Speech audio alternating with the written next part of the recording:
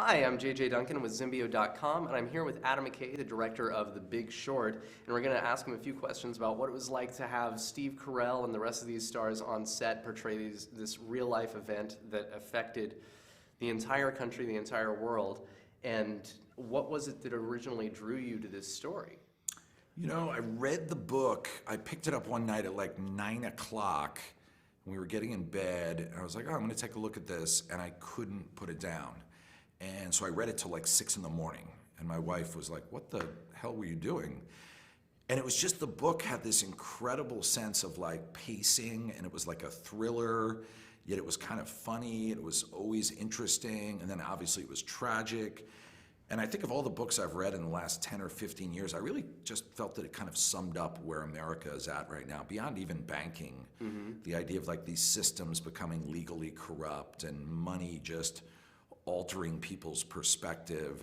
And then obviously Lewis is such a great writer. I just felt like all the characters were amazing. I mean, they're real people, but the way he sketched them was so great. So from that moment on, I was like, I would love to make this into a movie. It's an ambitious movie, but I would love to do it. It's a different kind of movie. You break the fourth wall in this movie. What made you want to do that? Because in the book, he's constantly explaining what all these terms are. Was that a way of getting people to understand what these confusing terms are? Is that the main idea there? Yeah, and I also feel like the big thing you have to overcome with this book is that 90% of people just view finance and banking as boring. Right. And the real truth is, it's the language of power. Like, if you want to understand politics, understand economics.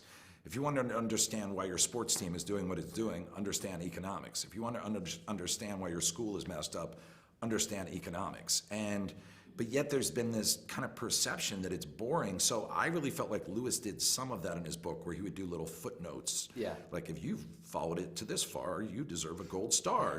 And I thought, like, well, we're going to have a conversation with the audience. We have to get past this. And there's some movies I've seen through the years that have done it really well. I love a movie called 24-Hour Party People. It's like one of my favorite movies. And I thought that movie did it masterfully. So I really just thought, like, you know what? I think audiences are hip enough to go for this. I think if he did this 35 years ago, it might be too much, but there's so much media out there. I think they can handle it, and we can do it in an artful way. So yes, it definitely was predicated on the idea that we have to explain this complicated stuff in an entertaining way, but I also just liked the sense of inclusion it gave the audience. I just liked the vibe of it. Did anyone tell you that no one was going to go see this movie? No one said that. Because the subject matter is really dry, and so it's I think it's really interesting that you have all of these A-listers who are hopefully going to draw people to it, because I think it's a really great movie with a really great dramatic arc, but it's really hard to like communicate to an audience that is not familiar with the concepts that this is going to be an interesting movie. Right. We test screen a lot, and the reactions were overwhelmingly positive. We actually went to some suburbs where there's fewer kind of fine art film fans, and they were with it, man. They got really excited by the idea that we were showing them behind the curtain. And I certainly think it helps to have this all-star cast, these amazing actors, but everyone was kind of blown away by how entertaining the movie was playing. Like, it was getting like pretty big laughs, and it really moves and has energy.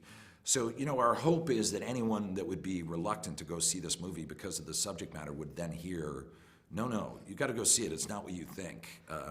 Everyone's consistently surprised by the movie when they see it. They think it's going to be like The Insider or Syriana, and then whenever they see it, they're like, whoa, I didn't expect that. So because of that, hopefully we get some play off of it.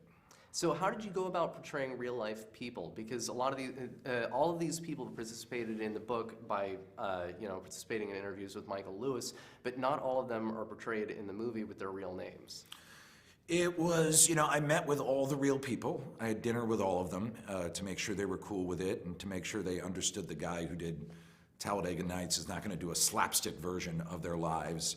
And most of the name changes were about, like, the younger guys said, yeah, you can use our first names, but don't use our last names because we still live in communities. So that didn't bother me.